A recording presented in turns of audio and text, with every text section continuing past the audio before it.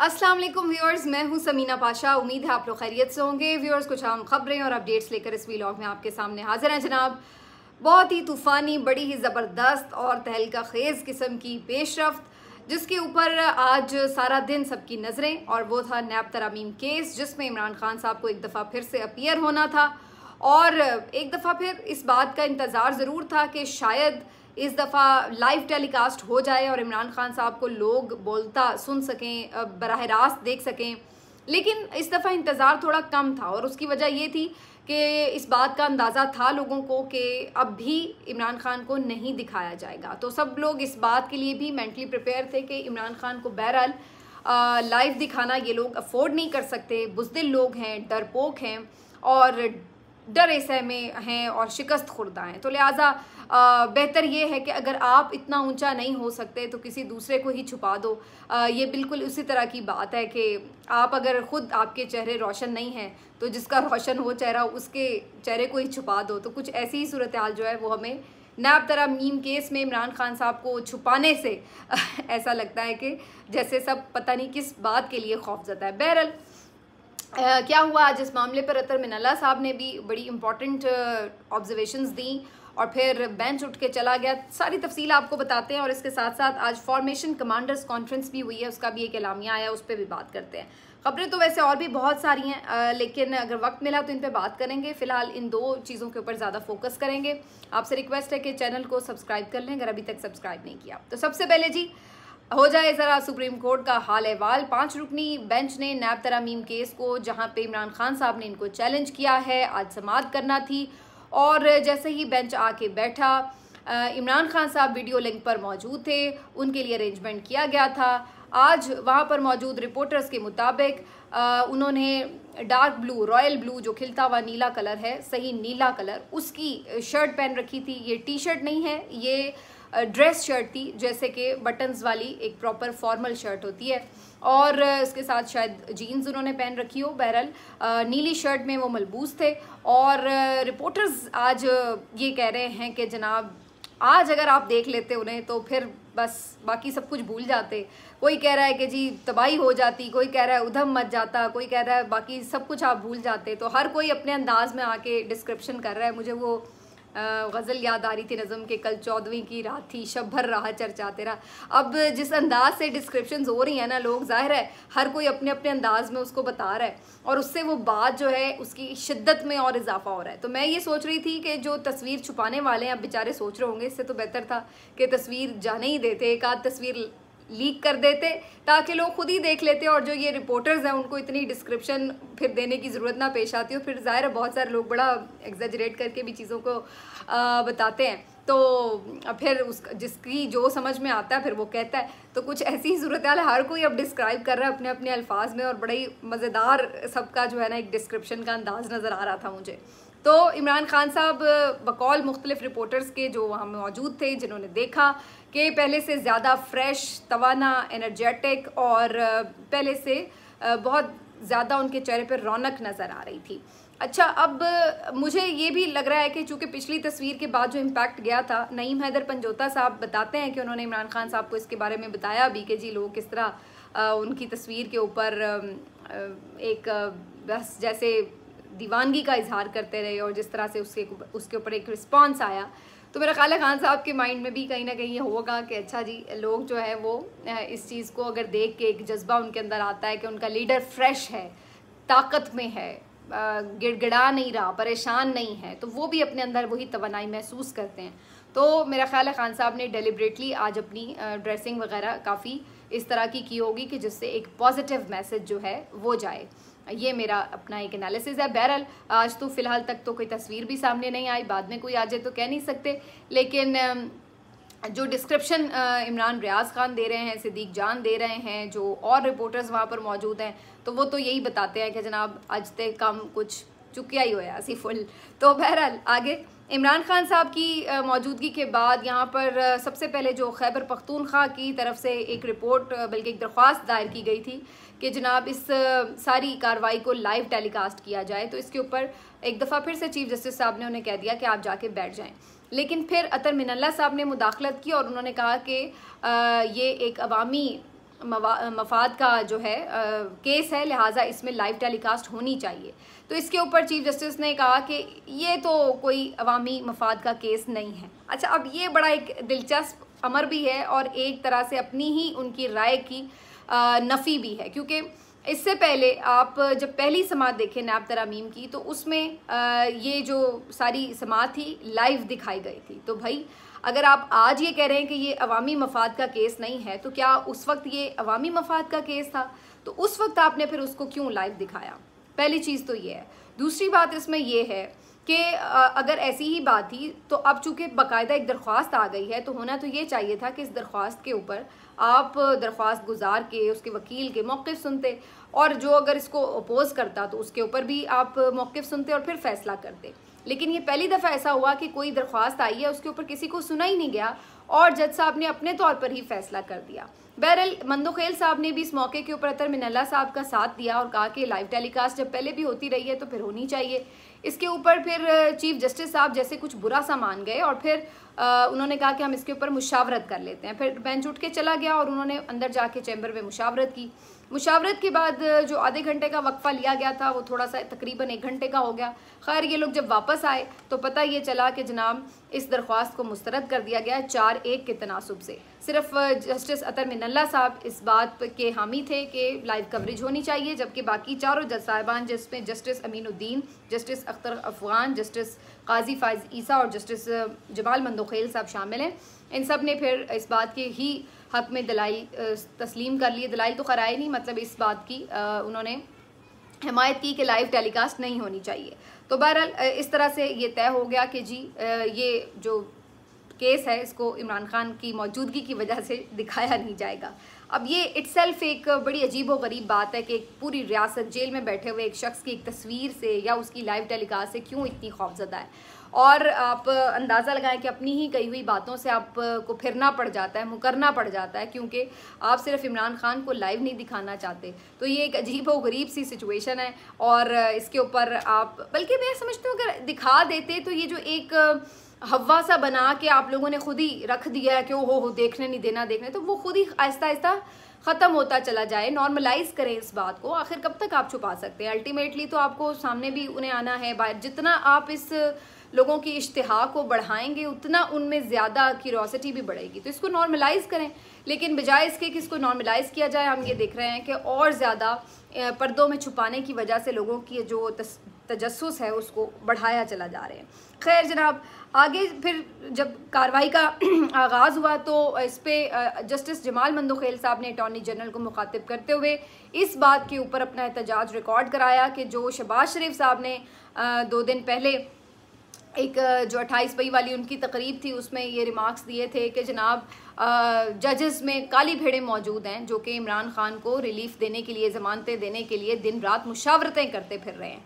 तो इस काली भेड़े कहने के ऊपर उन्होंने एतराज़ उठाया कि ये अफसोस की बात है कि वज़ीर आज़म मुल्क का इस तरीके से जजेस को निशाना बनाए। तो इस पर अटॉर्नी जनरल साहब ने बात को रफा दफा करने की कोशिश की और कह दिया कि जनाब वो आपके लिए नहीं, वो सिटिंग जजेस की बात नहीं कर रहे थे। हालांकि उस वक्त ये बात सिटिंग जजेस की ही थी, क्योंकि वो तो ये कह रहे थे कि इमरान खान को रिलीफ देने के लिए। अब भला जो रिटायर्ड जजेस हैं वो इमरान खान को क्या रिलीफ देंगे? क्या उनके पास इमरान खान के केसेस लगे हुए हैं कि वो ज़मानतें देंगे? तो बात से बिल्कुल टोटली मुकर गए। हालांकि बात इसी कॉन्टेक्स्ट में हुई है जो इस वक्त केसेस के फैसले आ रहे हैं उसके ऊपर बहुत से लोग जानबूझकर ये शोर मचाकर एक इम्प्रेशन बना रहे हैं कि जैसे ये इमरानदार जजेस हैं, वही जो इनका पुराना तरीका वारदात है, तो वो उस तरीके से इमरान खान के साथ जी जजेस की वाबस्तगी को जाहिर कर रहे हैं। तो उससे बेसिकली परेशान शहबाज शरीफ साहब जो हैं उन्होंने ये कमेंट्स इसलिए दिए थे। लेकिन बहरहाल इसके ऊपर जस्टिस अतर मिनल्ला के रिमार्क्स बड़े मज़ेदार थे। उन्होंने कहा हम काली भेड़े नहीं काले भूंड हैं, और जाके वज़ीर आज़म को कहते हैं कि काले भूंडों के खिलाफ जो आपको लगता है कि काली भेड़े हैं उनके खिलाफ रेफरेंस दायर करें। तो बड़ा स्ट्रॉन्ग मैसेज उनकी तरफ से गया है कि भाई ये बयानबाजियाँ छोड़ें, अगर वाकई आपके खिलाफ, आपके पास किसी के खिलाफ कोई चीज़ है तो फिर आप उसके खिलाफ कानूनी कार्रवाई करें। ये बयानबाजियाँ बना के जो कैरेक्टर असैसिनेशन का पुराना हरफ है ना, ये छोड़ देना चाहिए। तो अच्छा एक मैसेज अतर मिनल्ला साहब का, और अल्फाज भी बड़े मज़ेदार के काले भूंड हैं। भूंड आपको पता ही होगा, ये जो एक होता है ना, ये जो भेड़ जिसको शायद उर्दू में कहते हैं, येलो कलर का होता है, इसकी एक स्पीशीज़ है जो कि जिसपे ज़्यादा उसमें ब्लैक एलिमेंट है, तो उसको काले भूंड कहते हैं। तो बहरहाल ये चूँकि ये इसी तरह से जजेस इस वक्त उनको तकलीफ़ पहुंचा रहे जैसे कि काले भूंड पहुंचाते हैं, तो इस तरह से उन्होंने खुद की मिसाल दे दी। आगे जी, जब नैब तरमीम के ऊपर बात शुरू हुई तो इसके ऊपर बड़ा इम्पॉर्टेंट एक सवाल उठाया गया चीफ जस्टिस की तरफ से कि क्या नैब तरमीम से किसी को फ़ायदा पहुंचाया गया। तो इसके ऊपर अटॉर्नी जनरल ने कहा कि नहीं जी, नैब तरमीम से किसी को फ़ायदा नहीं पहुंचाया गया, बल्कि लॉ को सिर्फ एक्सप्लेन किया गया। तो इसके ऊपर जो अतर मिनल्ला साहब है उन्होंने बड़े ही इम्पॉर्टेंट यहाँ पे रिमार्क्स दिए और कहा कि क्या नवाज़ शरीफ की सज़ा नैब तरमीम की वजह से ख़त्म नहीं हुई, क्योंकि जो सेक्शन 9 है इसका और इसका जो पार्ट है उसमें तो ये तरमीम की गई कि जो बारे सबूत है वो प्रोसिक्यूटर के ऊपर है, जिसके ऊपर मुकदमा है, उसको ये साबित नहीं करना कि उसने असासे कैसे बनाए, बल्कि जो ये इल्ज़ाम लगा रहा है कि ये इसके नाजायज़ असासे हैं उसको ये साबित करना है कि वो ये साबित करे कि उसके पास उनके आमदन के ज़राए नहीं हैं। तो आपने तो इसमें तरमीम की जिसकी वजह से नवाज़ शरीफ को रिलीफ मिला। तो ये एक इम्पॉर्टेंट नुक्ता जो है वो अतर मिनल्ला साहब ने यहाँ पर उठा दिया। इसीलिए अतर मिनल्ला साहब इनको काले भूंड नज़र आ रहे हैं, क्योंकि ये टिका के बात सही कर रहे हैं। फिर अतर मिनल्ला साहब ने ये नहीं कि सिर्फ नवाज शरीफ साहब के बारे में ये बात की, बल्कि उन्होंने ये भी इस बात पे नैब की जब बात हुई तो कहा कि ये जो जजेस हैं इनको क्यों सबको इस्तिस्ना हासिल है, ये नैब के लॉ के अंडर क्यों नहीं आते, हम भी कोई मुकद्दस गाय नहीं होने चाहिए, हमारा भी एहतसाब होना चाहिए, हमें भी इसी आइन और क़ानून के तहत बिल्कुल कटहरे में होना चाहिए जैसे बाकी सब लोग। तो ये उन्होंने इवन अपने ऊपर भी एहतसाब की बात की। उसके बाद बहरहाल समात थोड़ी और आगे बढ़ी तो फाइनली कप्तान साहब जो कि मुसलसल ये सारी चीज़ें देख रहे थे, बहुत दफ़ा पर सुनने में आ रहा है कि वो कुछ कहना चाहते थे, मुस्कुरा भी रहे थे, नॉटिंग भी कर रहे थे, पूरी तरह इन्वॉल्व थे इस पूरी समात के दौरान, लेकिन अभी तक उन्हें कुछ मौका नहीं मिला था। फिर आखिर में चीफ जस्टिस साहब ने उन्हें मौका दिया और कहा कि जी mister Khan, can you hear me. तो फिर जनाब इमरान खान साहब मुखातिब हुए उनसे और कहा कि जी बिल्कुल। उन्होंने कहा जी आप ख़ुद बात करना चाहते हैं वकील के ज़रिए। उन्होंने कहा कि मैं ख़ुद दलाइल देना चाहता हूँ, मुझे आधा घंटा चाहिए होगा। इस पर काजी साहब ने कहा कि अगर आप ख़ुद दलाइल देंगे तो फिर आपको वकील की मुआवनत नहीं होगी, और अगर आप वकील को अपने लिए मुकर्रर करेंगे तो फिर आपको हम बात करने की इजाज़त नहीं देंगे।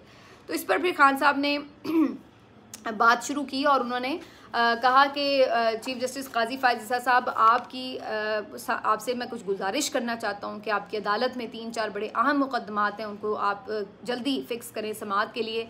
इनमें इंसानी हुकूक के हवाले से जो हमारी दरख्वास्त है, फिर इसी तरह 9 मई के हवाले से हमारी दरख्वास्त है, उसके ऊपर जुडिशल कमीशन बनना चाहिए, और फिर इसी तरह 8 फरवरी को जो तारीख़ का सबसे बड़ा डाका मारा गया है उसके ऊपर भी हमारी दरख्वास्त आपके सामने मौजूद है, इसको भी आप समात के लिए फ़िक्स करें। तो फ़ौरन फिर काजी साहब ने इसके ऊपर इंटरप्ट किया और कहा कि इस वक्त इन मुकदमात की बात नहीं हो रही, आप इस मुकदमे के हवाले से बात करें। तो फिर इमरान खान साहब ने कहा कि देखिए मुझे आपसे फिर बाद में बात करने का ज़ाहिर है मौका तो नहीं मिलेगा, तो इसलिए मैं ये बात कर रहा हूँ, ये मुकदमात बड़े ज़रूरी हैं अवामी मफाद में, और जहाँ तक नैब तरामीम की बात है, ये मुल्क और कौम के लिए इसकी बका का मसला है, ज़िंदगी और मौत का मसला है, ये बड़ा सीरियस मुकदमा है, और मुझे तैयारी के लिए ज़ाहिर है कुछ सहूलत चाहिए, कोई मुझे बुक्स चाहिए, मेरे पास तो यहाँ पे कुछ भी नहीं है, ना कोई लाइब्रेरी है, ना मुझे वकला से मिलने दिया जाता है, और यहाँ पर एक 1 विंडो ऑपरेशन है, और वो एक कर्नल साहब के कंट्रोल में है, वो मुझे किसी से नहीं मिलने देते, मैं कैदे तन्हाई में होता हूँ, तो मैं कैसे तैयारी करूँ, मुझे तैयारी के लिए कुछ मवाद तो चाहिए होगा। तो फिर इस पे जैसे काजी फ़ायज़ ईसा साहब बिल्कुल पिघल से जाते हैं, तो इस तरह की सिचुएशन हुई, और उन्होंने कहा कि जी बिल्कुल इमरान खान साहब से मुलाकात का बंदोबस्त करवाया जाए, उन्हें कोई भी वकील जो किससे आप, उन्होंने पूछा कि आप मिलना चाहते हैं, उन्होंने कहा ख्वाजा हारिस से मिलना चाहता हूँ और उनके साथ जो भी मेरे वकला हैं। तो उसके ऊपर फिर चीफ जस्टिस साहब की तरफ से अहकाम जारी कर दिया गया कि उनकी तमाम रुकावटें मुलाकात की दूर की जाएँ। और उसके बाद फिर ये जो समात थी उसको मुलतवी कर दिया गया। बस इतना सही मुख्तसर सा मुकालमा था इमरान खान और चीफ जस्टिस का, जिसके बाद अगले हफ्ते तक के लिए समात को मुलतवी कर दिया गया है। अब ये सारा था जी आज की पेशी का अहवाल। इसमें खान साहब का अपीयर होना और फिर खान साहब की ये गुफ्तगू इस लिहाज से बड़ी मानी ख़ेज़ है कि एक तो इमरान खान साहब ने अपने जो 3 मुकदमात हैं बड़े इंपॉर्टेंट, उसके हवाले से ये बात रजिस्टर करा दी, फिर जो कंडीशन में उन्हें रखा गया वो भी रजिस्टर करा दी, और बड़ी तरीके से कर्नल साहब का जिक्र करके वो ये भी बता गए कि देख लें जी यहाँ पर हमारे मामलात जो है कितने का आज़ाद हैं। तो इससे भी आप अंदाज़ा लगा लें कि वो अपनी छोटी सी मुख्तसर सी गुफ्तगू में अपने पैगामात दे गए हैं।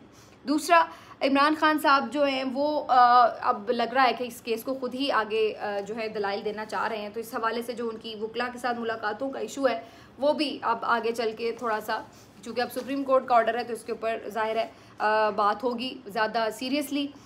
तो ये तो आज जनाब समात का बड़ा हाल ज़बरदस्त किस्म का, बड़े हशाश बशाश सब बाहर निकल रहे थे जो भी आज की समात देकर निकले हैं। अब दूसरी तरफ हुई है जी फॉर्मेशन कमांडर, और यहाँ पर पाकिस्तान के तूलो अर्ज़ से अहम अफसरान अफवाज पाकिस्तान के वो बैठे सर जोड़कर, और उसके बाद जो एलामिया जारी हुआ है उसमें जो इम्पॉर्टेंट बातें हैं वो मैं आपके सामने रख दूं। वो वही हैं जो तकरीबन पिछले 1 साल से हर हम देखते हैं कि कोर कमांडर कॉन्फ्रेंस या फॉर्मेशन कमांडर कॉन्फ्रेंस के बाद आती है कि 9 मई के जो मनसूबा साज हैं, सहूलतकार हैं, उनको कटहरे में लाना बहुत ज़रूरी है। इन मुजरिमों को सज़ा दी जानी बहुत ज़रूरी है। ये मुल्क की मफाद में बहुत ज़रूरी बात है कि जो 9 मई के साजिशी अनासिर हैं उनको पाया किसी भी तरह कैफरे किरदार तक पहुंचाया जाए, क्योंकि ये वरना मुल्क जो है इन्हीं के हाथों यरगमाल बना रहेगा। तो इनके खिलाफ कानूनी कार्रवाई बड़ी ज़रूरी है। ये अब बड़ा इम्पॉर्टेंट है मैसेज जो आया है फॉर्मेशन कमांडर की तरफ से। लेकिन अब इस मैसेज के ऊपर ज़्यादा हैरानी या ज़्यादा इसलिए वो एक कहते हैं ना, पहले एलामिया आता था कोर कमांडर का या फॉर्मेशन कमांडर का तो बड़ा एक रोब होता था उसका, लेकिन अब सूरत हाल क्या है कि यही बातें हम पिछली फॉर्मेशन कमांडर में या कोर कमांडर में देख रहे हैं। अब बात यह है कि हम ये एक्सपेक्ट करते हैं कि अब हमारी जो अफवाज पाकिस्तान है मुसल्ला, उनके जो अफसरान हैं जब वो बैठते हैं तो वो बहुत से मुल्की गैर मुल्की बहुत से अहम सिक्योरिटी मामलात पर बैठ के गुफ्तगू करें। लेकिन उनकी तरफ से जब एलामिया में ये बातें आ जाती हैं कि जैसे वो सोशल मीडिया से खाइफ हैं, सोशल मीडिया की पोस्ट ने उनको परेशान किया हुआ है, या सोशल मीडिया के प्रोपेगेंडे का उनके पास कोई हल नहीं है, तो या एक सियासी जमात जो है वही उनके लिए इस वक्त सबसे बड़ा फोकस बनी हुई है, तो ये बातें माजरत के साथ लेकिन कोई बहुत अच्छा तासुर नहीं देती। और फिर जो 9 मई के मामलात हैं वो ज़ाहिर अदालतों में चल रहे हैं, आपके पास मिलिट्री कोर्ट्स में भी ट्रायल हैं, तो ठीक है, जिनके पास शवाहिद हैं आपके पास जिनके ख़िलाफ़ उनको कार्रवाई करें, उनको सज़ाएँ दें। लेकिन अब इसके ऊपर हर वक्त हर इतने बड़े फोरम पर बात होना, तो ये बात जो है इससे एक तासुर ये भी मिल रहा है कि जो भी हाल ही में पाकिस्तान तहरीक इंसाफ की तरफ से 71 के वाक़यात के ऊपर मबनी जो सोशल पोस्ट्स की जा रही हैं वो भी काफ़ी ज़्यादा जो है वो उधर बॉदर की जा रही हैं, और इसी वजह से आज भी इसमें इस बात का एक इजहार किया गया है कि ऐसी सोशल मीडिया के ऊपर मुहिम चलाई जा रही है जिसकी वजह से अवाम और अफवाज पाकिस्तान के दरमियान एक खलीज हाइल की जा सके। तो इस बात की तरफ भी ये इंडिकेशन नज़र आ रही है कि वो जो पोस्ट हैं वो काफ़ी ज़्यादा बॉदर की गई हैं और उसके ऊपर भी काफ़ी गमो गुस्सा है। तो अब बात ये, फिर मैंने जैसे पहले कहा था कि वो जो पोस्ट थी वो हमीदुर रहमान कमीशन का कंटेंट है जो पीटीआई ने रीप्रोड्यूस किया है, उसमें अपनी तरफ से तो उन्होंने कोई कमीशन बना के अपनी कोई तहकीक तो नहीं शामिल की। तो अगर किसी को एतराज़ है तो वो फिर इसका मतलब उसे कमीशन की रिपोर्ट के ऊपर एतराज़ है। लेकिन बहरहाल चूँकि इससे ये तासुर मिलता है कि पीटीआई उसको अपने सियासी मकासद और सियासी नैरेटिव के लिए यूज़ कर रही है, तो इसके ऊपर फिर ज़ाहिर है उनकी तरफ से भी ISPR की तरफ से भी ये एक रिएक्शन जो है वो हमें नज़र आता है।